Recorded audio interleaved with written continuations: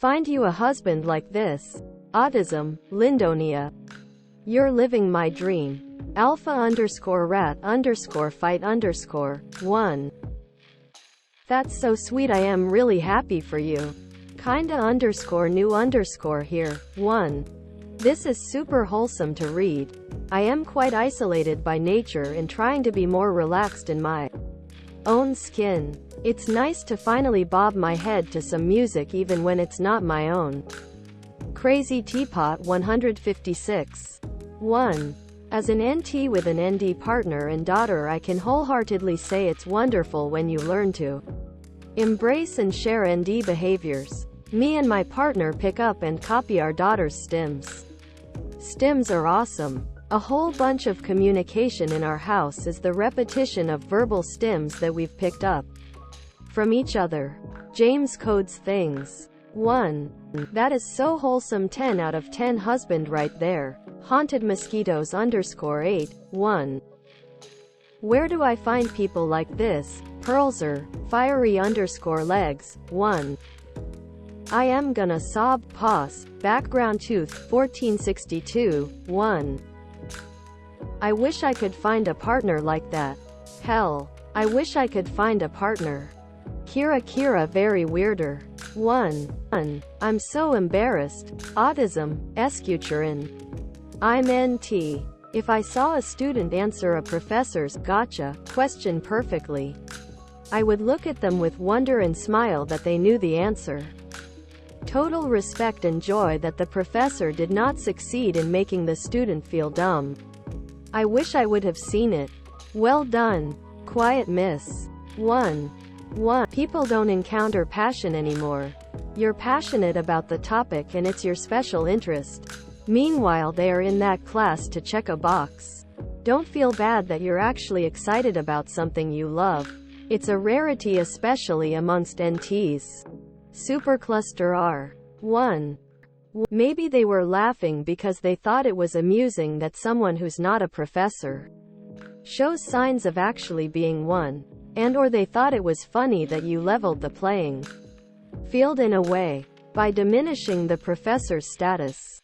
That's tenuous. But it does happen. And/or it's a kind of nervous laughter. I really don't understand why the hell anyone would laugh when nervous. But hey ho. Or maybe they're just C**NTS. And even if you are, we're being dramatic. So what? It doesn't make you a criminal. If you have astrophysics as a special interest, that's pretty frigging cool. Autistic power. Ice bristle. 1. At university, I got mocked and nicknamed Question Guy. I'd always answer questions or ask questions. The former because I wanted the lecturer to proceed, and at university, they tend to wait until someone does. I engaged in the latter because I wanted to know the answer. Sometimes, they were answers or questions people felt insecure about. There are hundreds of people in some of those lectures. I got a first-class degree and have completed a PhD. I am now applying for research positions in cancer at some of the topic places for research in the world. I love the subject. A special interest, if you must call it that. I don't say the things I've said to brag. I say them because if you love something and you want to pursue it, don't let the opinions of others quench that flame. If it's what interests you and it makes you happy, pursue it relentlessly and unapologetically. The opinions of others do not matter. And more to the point, you're in an environment that you're supposed to be learning in. So criticisms of being a teacher's pet make little sense if the others around you aren't taking advantage of those opportunities, and they judge you for being outgoing or showing an interest. Who is the fool in this scenario? Who should be feeling embarrassed? Be humble about it, but equally, don't feel bad about it. Minimum_emotion 6013. 1. Don't be so hard on yourself. Most people are too wrapped up and self-involved in their own lives to give a shit about anybody else, so whatever they were laughing about was likely not even about you or what you said. Wine and heels. 1. I think some of it could be that they were dumbfounded, amazed that you could answer a hard question. Or answered well and in detail.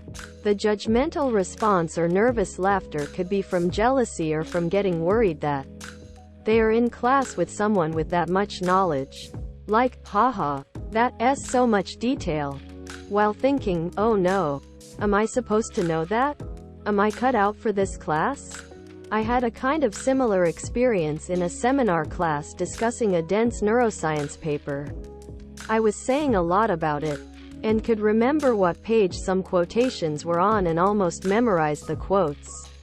I read really slowly, so it's normal for me after spending 2 to 3 hours reading a dense 5 to 7 page paper. I do remember where some lines were, but then people looked at me weird and giggled and after class made some sort of autistic savant jokes. If I drop all these staples on the floor, how fast can you tell me how many there are, or something like that. This was actually before I knew I was autistic, but became an oh, that must not have seemed neurotypical realization later.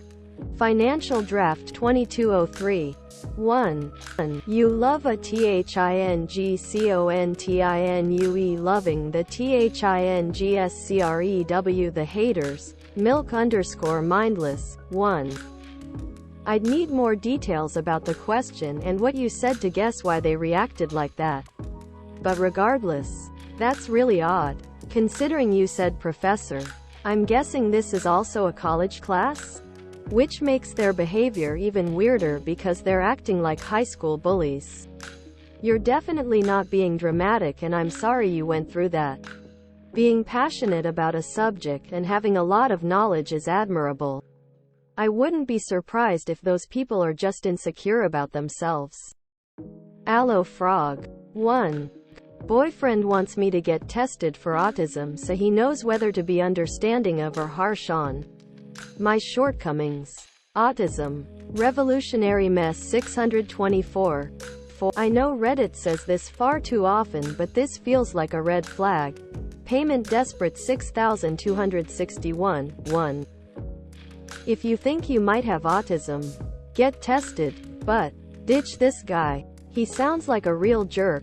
I know we are not in the position to tell you this, but you deserve someone who loves you. His behavior sounds manipulative and, let's say, not very friendly and loving. Gisburn. 1. I have a question that you may not know the answer to. Why does he think you guys are in an adversarial position? Did y'all break up and get back together or something? Because he's acting like he's defending himself from you and I'm very confused about that. Particularly the comments about skewing the results. First of all, I don't even think it's possible to do that given how the evaluation is set up.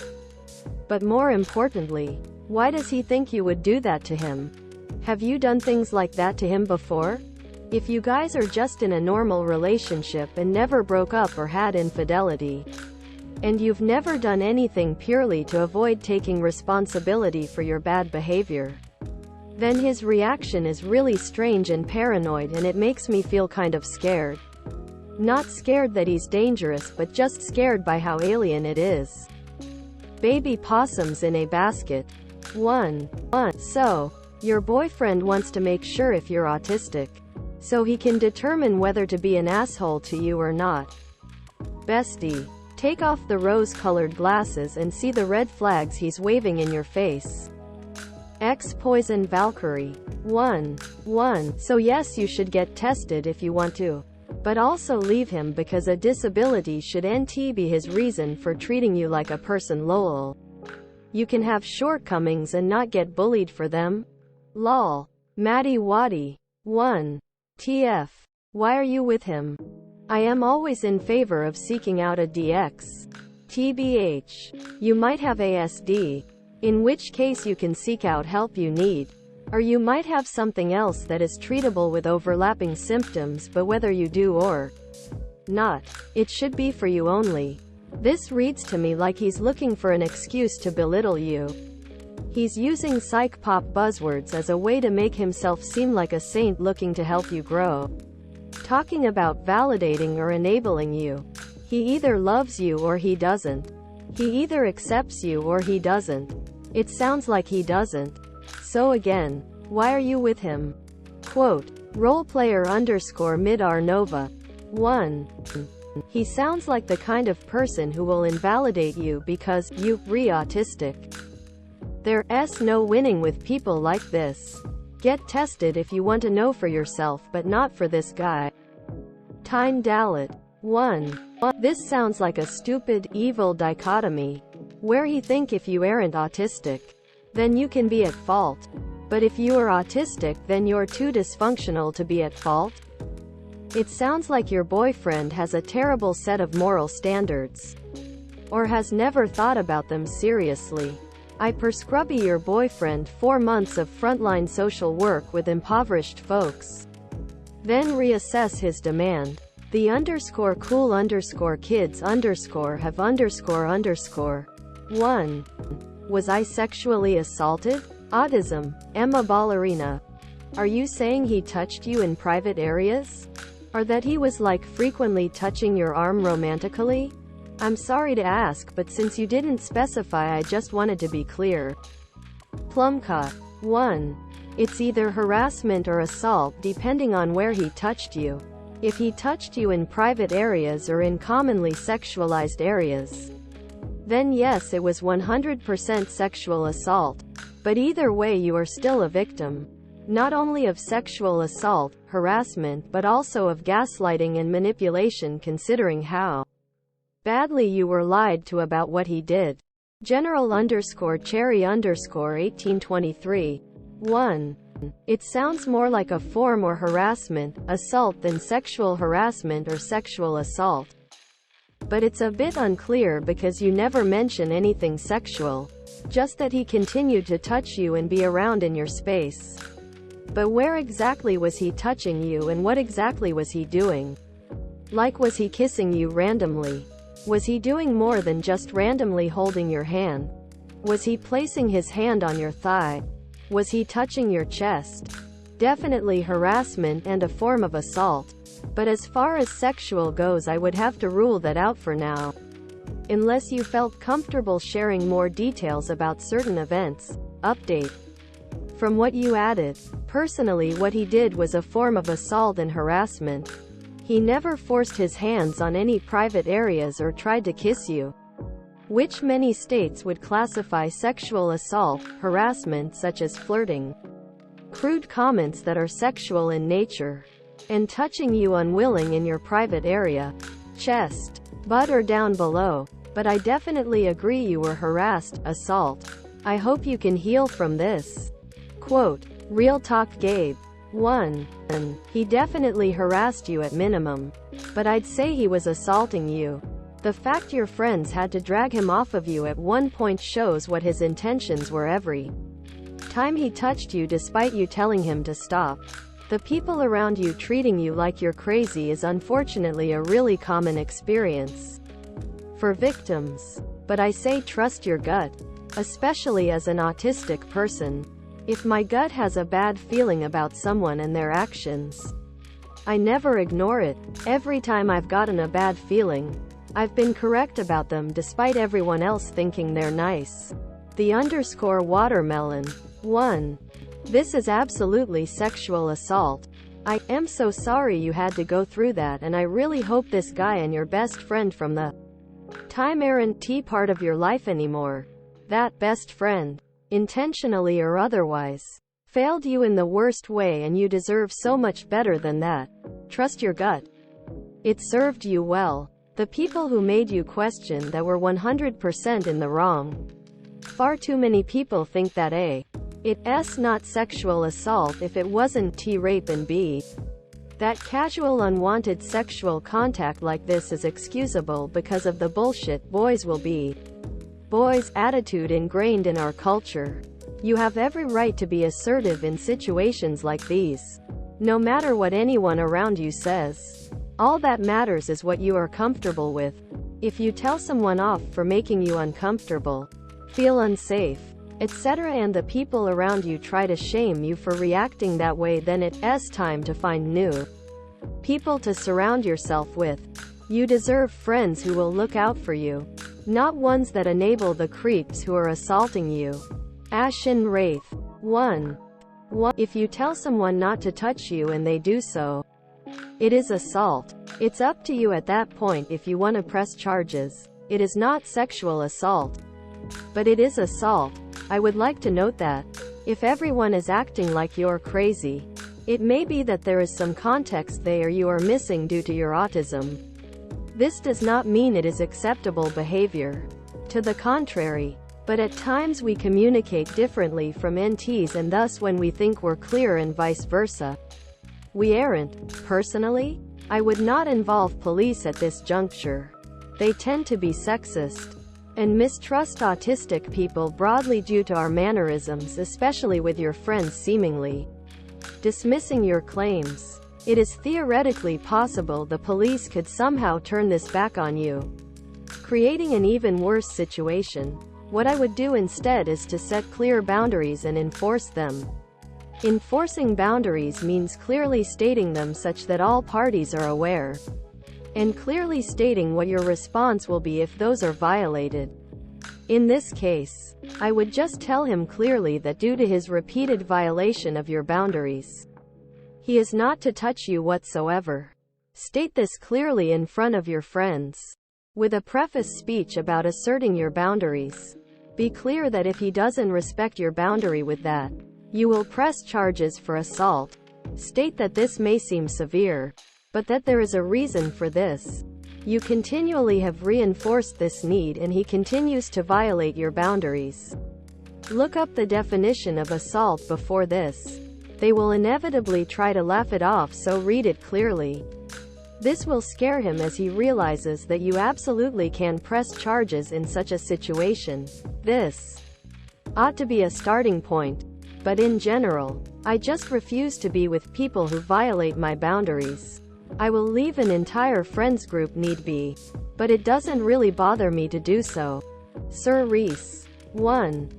As someone who has experienced sexual assault, and unfortunately rape alongside physical assault, I can tell you firsthand, depending on where they were touching you against your will, it's a form of harassment and potentially assault, especially if you were injured. If it was in a private area, then it's definitely sexual assault. Either way, if someone was making you feel uncomfortable and you were clearly not wanting it, then your friends are also a part of the problem for enabling his behavior, and that's equally not okay. I am sorry this happened, you are right, and I am not sure why your friends are gaslighting you about it. I hope you can move past this comfortably and find people who won't just stand by while you're being abused. Alternative Worker 115. 1. Yes. You can call the police on him. If you tell him to stop and make it clear, and he keeps doing it, that's a crime. Solar System _74. 1.